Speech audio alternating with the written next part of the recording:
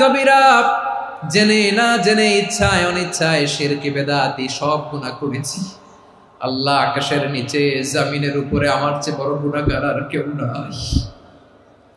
চোখের পানি ছেড়ে আল্লাহরে বলেন, আল্লাহ, আমি ছাড়া তোমার গোলামের অভাব নাই, তুমি ছাড়া আমার দ্বিতীয় কোনো রব নাই, তুমি ছাড়া তো কেউ আমার গুনাহ ক্ষমা করার নাই, তুমি আমার রব, তুমি আমার সব। বলতে পারবেন?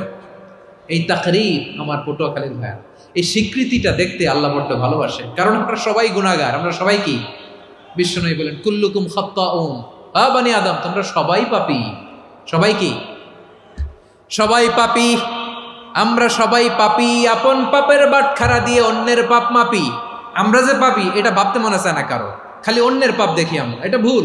ওর এই পাপ, ও পাপী, ও জালেম, ও জাহান্নামী, এরকম একটা টেন্ডেন্সি।